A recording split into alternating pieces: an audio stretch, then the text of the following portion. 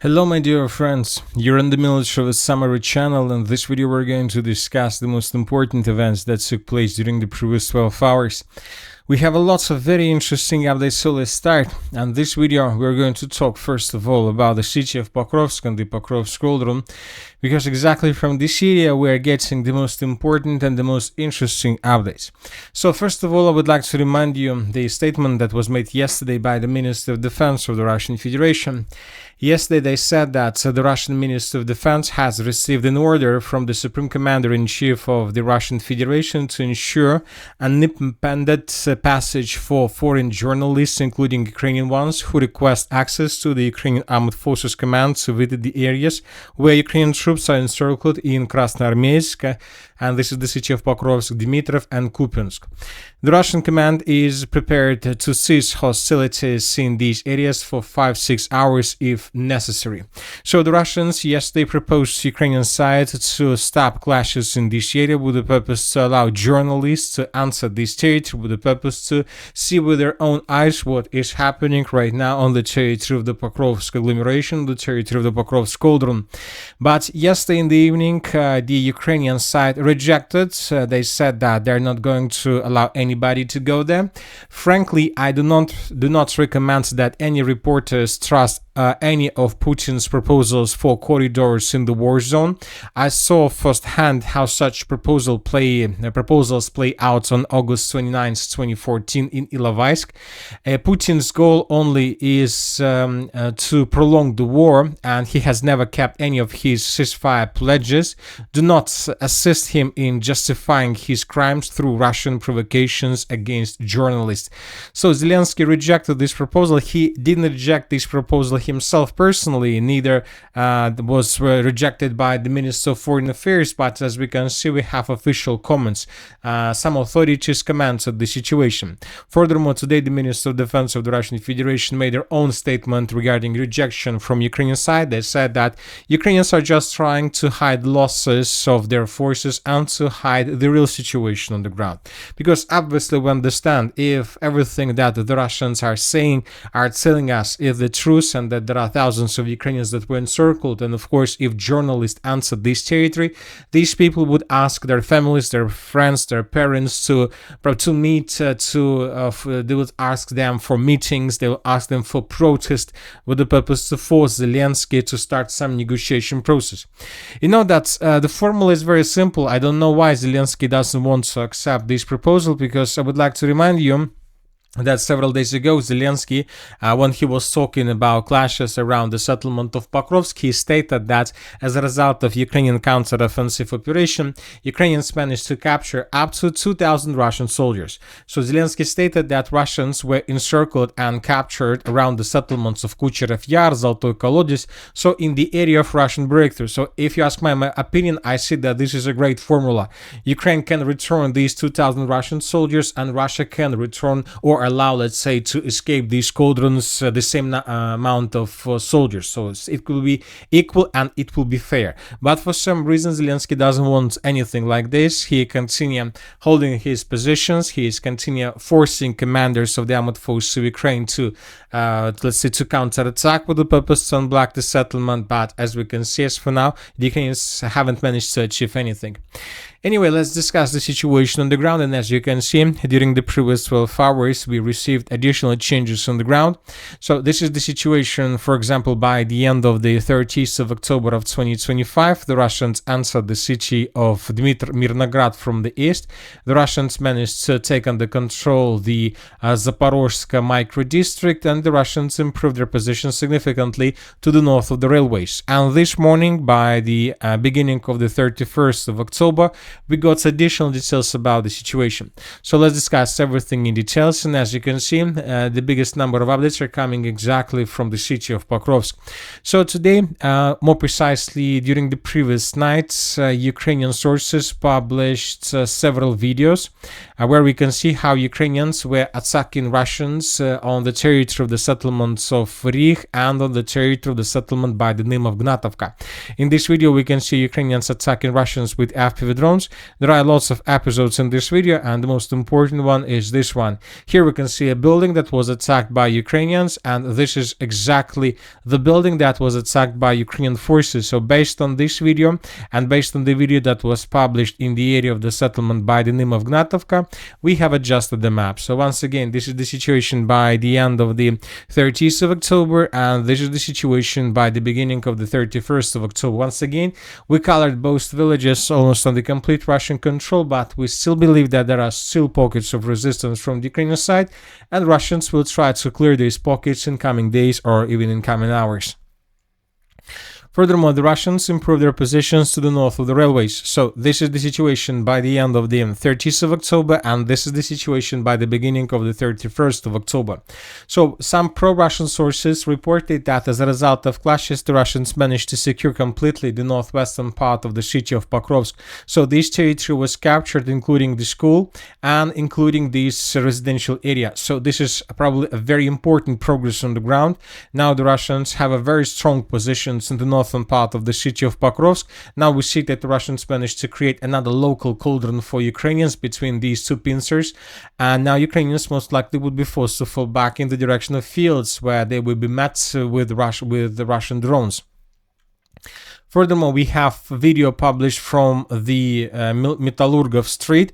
Here we can see a Russian soldier, or two Russian soldiers of sabotage and reconnaissance group that were moving between buildings, and how Ukrainians attacked them with FPV drone.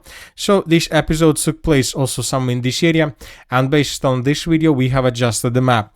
So once again, we believe that there are still lots of pockets of resistance. The Russians are trying to outflank them to avoid, let's say, combat with them, with the purpose to move further and deeper, with the purpose to concentrate their forces behind main Ukrainian positions. So this is the situation in the city of Pokrovsk and the Pokrovsk agglomeration. Of course, we are waiting for additional details and waiting for additional updates. Especially, we are waiting for another update from the Minister of Defense of the Russian Federation. Meanwhile, we continue receiving updates of how Ukrainians are trying to counterattack Russians, and this time on the territory of the settlement by the name of Rodinskaya. So in this video, we can see Ukrainian infantry fighting carrier that answered the settlement of Rodinska from the north, and how Russians destroyed this vehicle.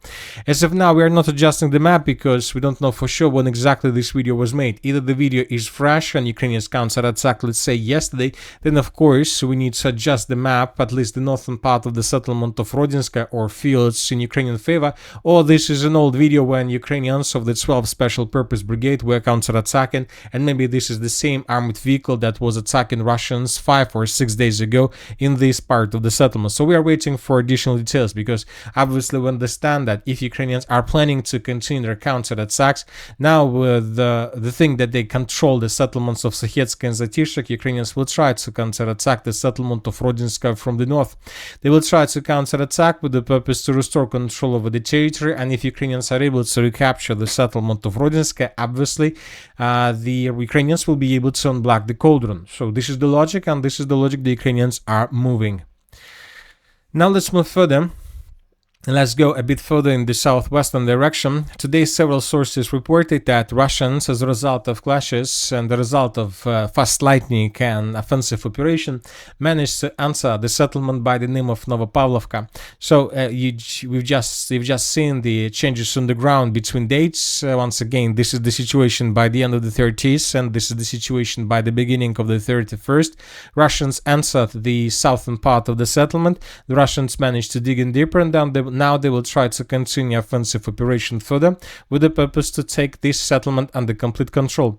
This is a very important village, this is a very important settlement, because if Russians can capture this territory, they will be able to maintain the line between the settlements of Ivanovka, Novopavlovka, Muravka and Molodetska. This is going to be a very strong foothold for Russians before moving further deep inside of the Dnipro region, right after the city of Pokrovsk is being taken by Russians.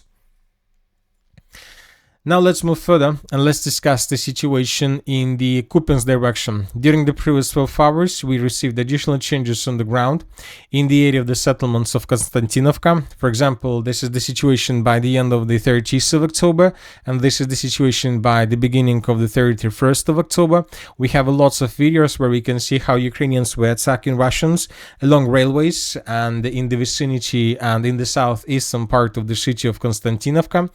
So based on these videos, we have adjusted the map, we colored territories, and we see that the Russians continue advancing and continue expanding their positions in the southeastern part of the city of Konstantinovka. Most likely in coming days, and due to this configuration of the front line, Ukrainians would be forced to fall back from the settlement Ivanopolia, otherwise the Ukrainians would be caught in Cauldrons. Now let's move further and let's discuss the situation in the area of the city of Siversk, and here we see that Russians are about to create another encirclement. During the previous 24 hours, the Russians managed to improve their position significantly along the railways from the settlement of Vyimka in the direction of the city of Siversk. Here we can see how Ukrainians of 54th Brigade were attacking Russians along the railways to the south of Siversk. So based on this video, we have adjusted the map. So this is the situation, for example, by the end of the 29th of October, this is the situation by the end of the 30th of October, and this is the situation by the beginning of the 31st of October. So now we see that Russians, as a result of this offensive operation, managed to encircle Ukrainians who are currently located in this pocket. Furthermore, the Russians managed to cut the main logistic line, the Russians have almost cut the main logistic line between the city of Siversk and the settlement of Zvanovka. So I'm not sure that Ukrainians are able to use this road because the first Russia's sabotage and reconnaissance group are very close to this territory. So we believe that if Ukrainians use this road, obviously they are risk very much, and most likely if they use this road, their losses would be very high. So which means that the settlement of Zvanovka is obviously already, let's say, encircled by Russians. Ukrainians, I'm not sure whether they have supply from the settlement of Sviatopokrovska. There are drones, obviously, of Russian forces who are flying above this territory and hunting Ukrainians. So we think that in coming days, the village of Zvanovka would be captured, and then Ukrainians will begin retreating in the northern direction from this pocket. So we are just trying to tell that the battle for the southern flank of the city of Siversk is about to be finished, and when Russians capture everything, let's say, along this line, and from this very moment we can start talking about the Kupiansk Cauldron, because from these positions Russians will be able to control almost everything. And Siversk have already lost their supply line TO513 due to clashes along this area between the cities of Liman and the village of Yampol. So the situation is very difficult. Of course, we're not talking about that this situation is going to start tomorrow or the next week, but obviously within a month everything will be changed here significantly. Now let's discuss the situation in the area of the city of Kupiansk. We have additional changes. The Russians improved their positions. I would like to remind you that yesterday the Minister of Defense of the Russian Federation stated that Russians secured the settlement of Sadova. And based on this report, most of the mappers yesterday adjusted their maps. So this is the situation by the end of the 29th of October. This is the situation by the end of the 30th of October. And this is the situation by the beginning of the 31st of October. As we can see, some mappers clarified the situation around the settlement of Sadova, and based on these reports we added additional gray zone. Furthermore, during the previous 24 hours we received a first report that Russians managed to cross the river Voskol and to attack Ukraine positions on the territory of the Zaskolya micro-district from the west. This information was provided by neutral mappers, by pro-Russian resources, and this information was confirmed by a video published by Ukrainian side. In this video we can see how Ukrainians were attacking Russians on the territory of the central part of the city of Kupiansk, let's say on the Ukrainian side of the Cauldron, and based on this video we have adjusted the map. So this is the situation by the end of the 30th of October, and this is the situation by the beginning of the 31st of October. So the Russians are also entering the final stage of the battle for the city of Kupiansk, which most likely will fall in Russia's hands in coming days, and after the battle for the city of Kupiansk, the Russians will continue offensive operation further in the direction of the city by the name of Kupiansk-Uzlovoy. Furthermore, during the previous 24 hours and during the previous night, we received additional videos of how Russians were attacking Ukraine and Ukrainian energy facility between the 29th and the 30th of October. So this video was published from the territory of the city by the name of Ladizhin, and here we can see the biggest thermal power plant of Ukraine. And here in front of your screens, we can see the consequences of Russian attack. The power plant was heavily damaged. Ukraine continues suffering huge problems with energy facilities and with critical infrastructure. During the next days, we are waiting for more videos and updates regarding attacks on Ukrainian facilities. And that's it for the short video. Military Summary channel reminds we condemn any violence in the world. Thank you for watching. Subscribe to my channel, put your likes, join my Patreon, and have a good day. Bye bye.